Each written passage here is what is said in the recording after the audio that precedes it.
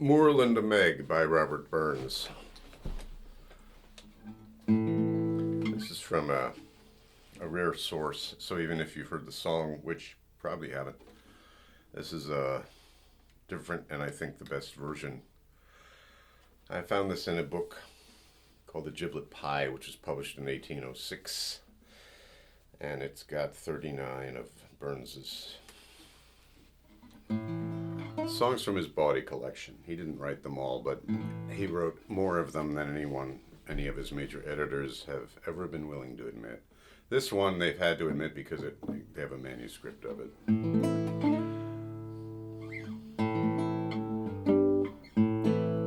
Now, many stupid things have been said about the song. This is about a sex worker who went into the trade at 13, which sounds shocking. Perhaps it is, but to put it in context, in 18th century Scotland, age of consent for a lass could marry without her parents' consent at the age of 12, a lad at the age of 14. So people got started younger. And I've seen a contemporary poem which is sort of presenting her as a victim of the patriarchy and the economy. She's in fact an entrepreneur who enjoys her work.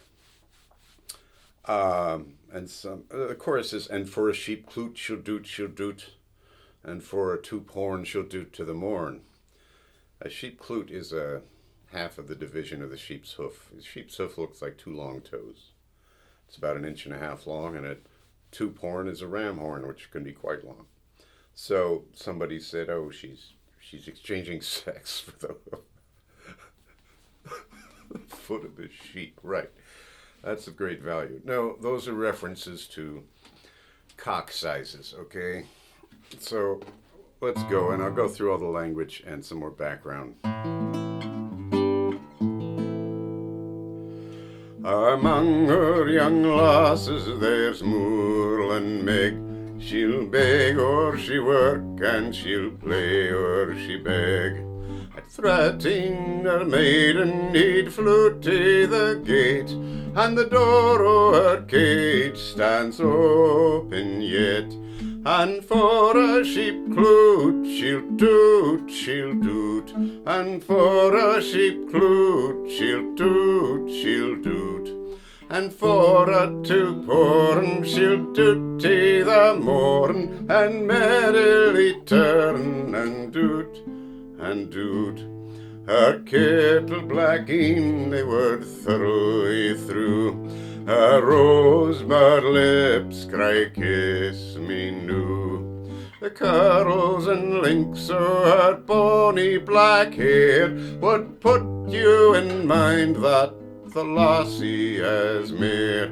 And for a sheep cloot she'll doot, and for a sheep cloot she'll doot, and for a toop horn she'll doot to the morn, and merrily turn and doot. An armfu o' love is her bosom sae plump, her span o' delight is her middle sae jimp. A taper white leg and a thumpin thie, and a fiddle hard by, can you play a wee? And for a sheep cloot she'll doot, and for a sheep cloot she'll doot, and for a toop horn she'll doot to the morn, and merrily turn and doot. Love's her delight and kissin's her treasure. She'll stick at nae price and ye gie her good measure. As long's a sheep leg and curt's a goose egg, and that's the measure o' Moorland Meg. And for a sheep cloot she'll doot, and for a sheep cloot she'll doot, and for a toop horn she'll doot tae the morn, and merrily turn and doot and doot.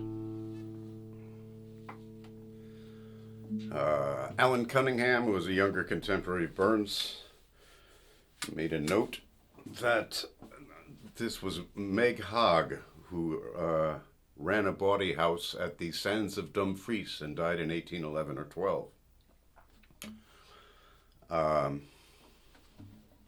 So this appeared in the Merry Muses of Caledonia, which was a collection from things taken from Burns's bawdy song collection, which part of it is missing, but I think a lot of it got out in various forms, and they may have been copied by people and not in his hand, but anyway, the Merry Muses, enough manuscripts have been compared from other places that it's pretty faithful transcriptions. But this has there's 3 manuscripts and there's 3 different lines for the Merry Muses has, and a fiddle nearby, can you play a wee? Now, fiddle was often used to represent the penis in these bawdy songs.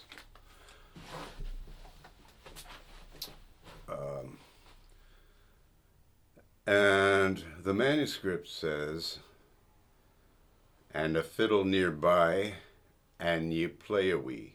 And with no apostrophe means if in Scots. And this one says, and a fiddle hard by, can you play a wee? I mean, a brilliant little pun in there. So that's interesting. Let me go through the words all together. So,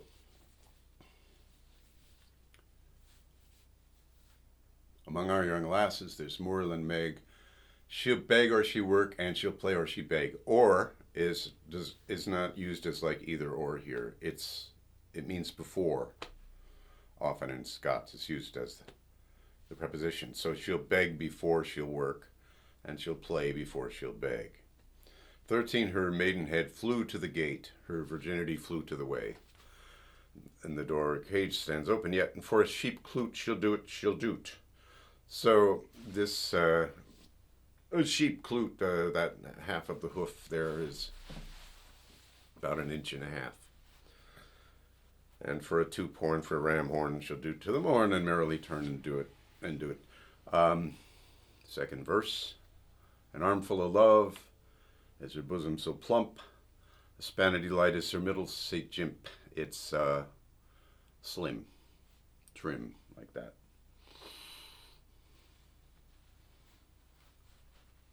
No, that's the 3rd verse. Sorry. Her kittle blacking, they would thurl you through. Her teasing black eyes, they would pierce you through.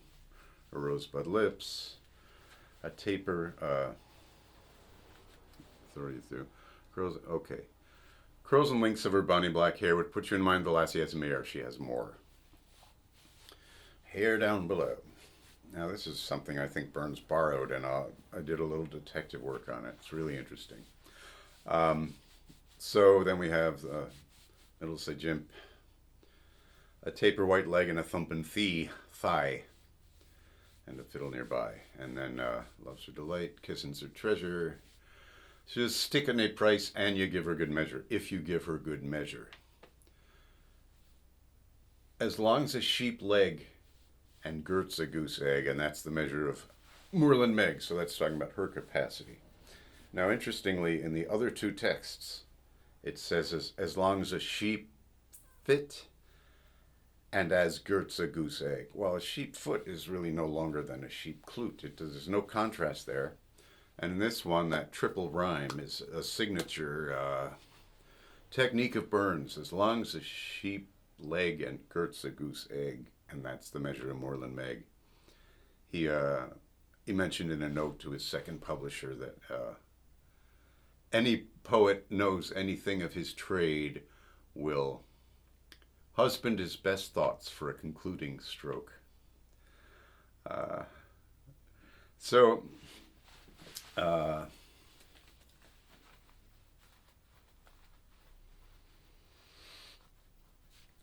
got onto this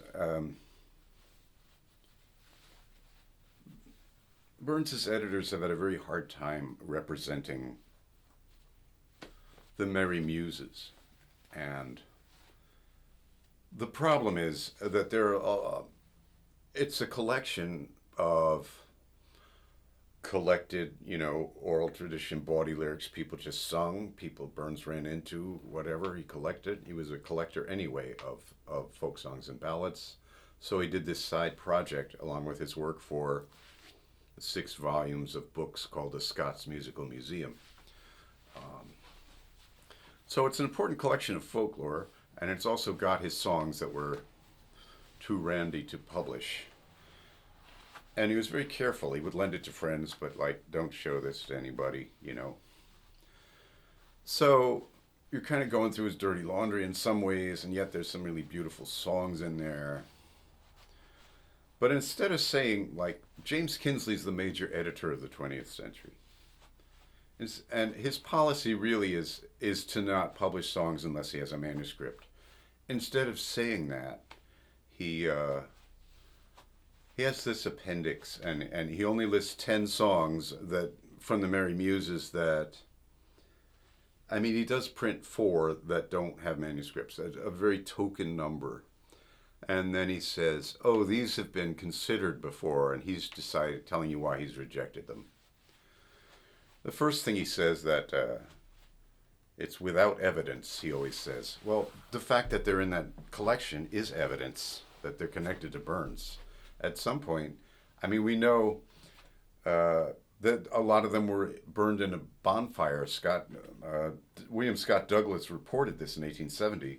He was actually trying to get a look at this guy's manuscripts, and the guy said, I've committed to them to the bonfire, and so the matter is done on broad moral grounds.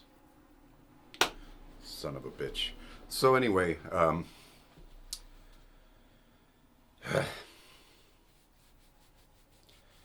there's a song that wasn't a manuscript, and it's a grotesque piece about, it's called Come Cow Me, Minnie, Come Cow Me. Come and crop me. Come and crop me, mother, because the hair of my... I'm not going to go into this. But the men can't get into Maumee to have sex with me. So she's begging her mother to crop her overgrown pubic hair. And as he's obligated to print this song, because it's in manuscript, in a letter to a friend, and he says he wrote it,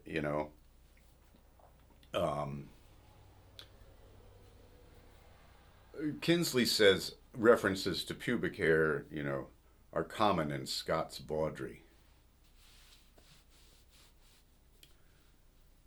And then he lists 7 more songs from the Merry Muses that refer to pubic hair, as if it's circular reasoning, as if he's decided that these are not by Burns and they're traditional bawdry. Well, there's no sociological reason why Scots should be more interested in pubic hair than the people of other countries. And this is 10% of the songs or something in there. And so I decided to do a little sleuthing here.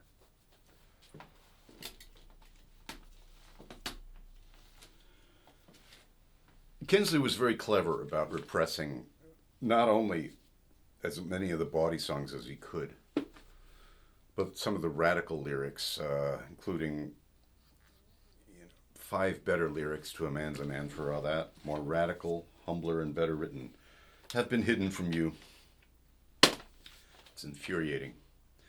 Anyway, I decided to see, Scots bawdry, how much did he know about it? Apparently he had no other references. So this book is called The High Kilted Muse, and it's edited by Murray Shule Braid, quite a fellow. It was published in 2010, and it is a reprint. It's called, the subtitle is Peter Buchan and His Secret Songs of Silence. Buchan was a collector in northeast Scotland in the early 19th century, not too far after Burns, and he was collecting material from oral tradition. It's very interesting to compare some of what he collected to some of the songs Burns worked with. Uh, so Buchan had a manuscript called The Secret Songs of Silence. It kept it private, and it ended up at Harvard and the Houghton Library because it was part of Francis James Child's research materials for the English and Scottish popular ballads.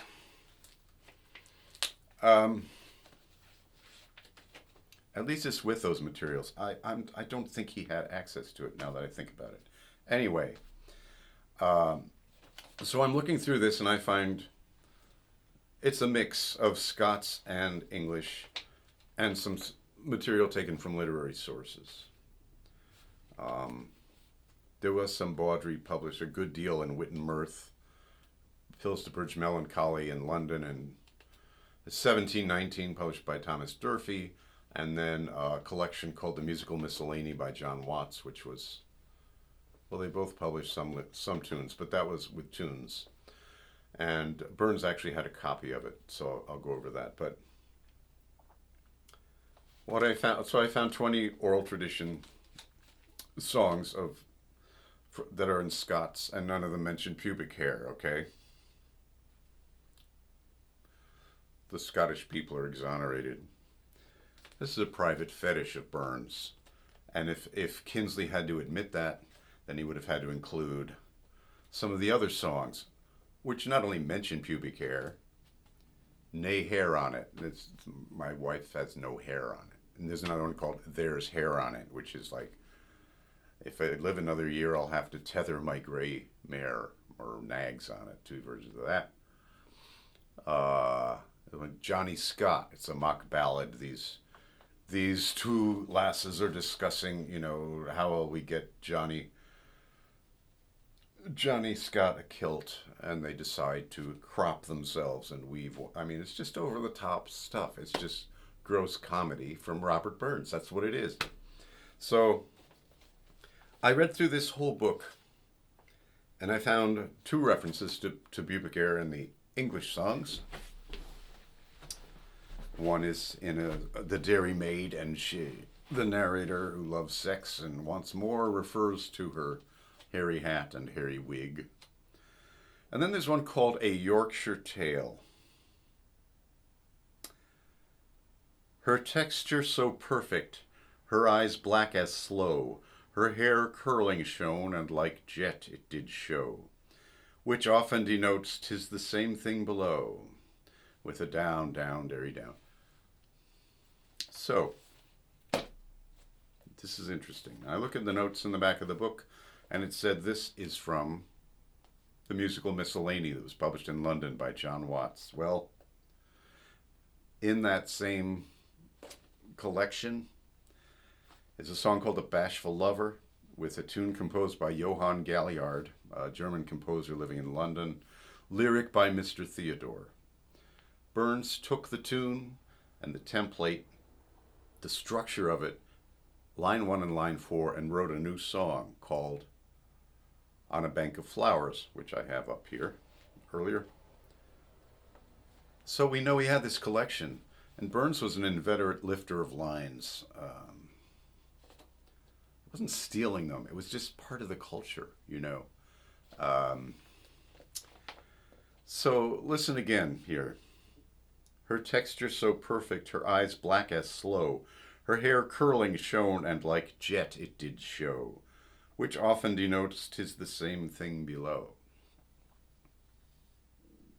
Her kittle black e'en they would throw you through, her rosebud lips cry kiss me new, the curls and links of her bonny black hair would put you in mind that the lassie has mair.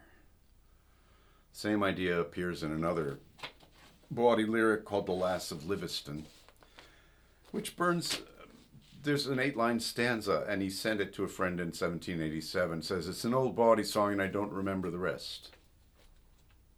And then he, in the Merry Muses, there's 2 more stanzas written, and one of them has an image just like that. So Kinsley manages to ignore this and reject all of these songs, which personally I think there's songs in there that shouldn't be published. Maybe it's best left in the past. But there's some beautiful lyrics. Andrew is Cuddy Gun. It's just delightful, Burnsian, completely ignored. And then there's one called Comin' or the Moor of Cooper. And there's an earlier song called Comin' or the Hills of Cooper, which is just a non-consensual, brutal, appalling piece to me. And this is written on the model of it, but it's just beautiful poetry, consensual, delightful. Obviously, by Burns, but this doesn't get past its editors. And I'm going to be doing some of these that are good, and putting them up here. That's all I got to say about this one. So, yeah. Hope you enjoyed it. Please subscribe to my channel, share, let people know. I've been, got about, 180 of these Burns songs up, and I have about as many to do. He only lived till 37. His first, people just think of him as a poet. The first thing he wrote was actually a song written to a tune. He was a country dancer, loved country dancing, and so he had this music in his body, you get it in your body. He played fiddle. He wrote to his second publisher, George Thompson, a real record of his creative life, how he could not write to a tune until he couldn't write till he'd mastered a tune, and then he would write to it, and he would look for images in nature and match them to the melodies. So, unfortunately, of his famous songs, many have had their melodies replaced, sometimes because they're difficult. He wrote to sophisticated melody. I mean, he's talked about like he's Woody Guthrie, who wrote to simple folk tunes. Burns developed a very sophisticated ear, and he wrote about 60 songs to the composition of James Oswald as the preeminent composer of the Scots Baroque. So there's that. I've talked a while.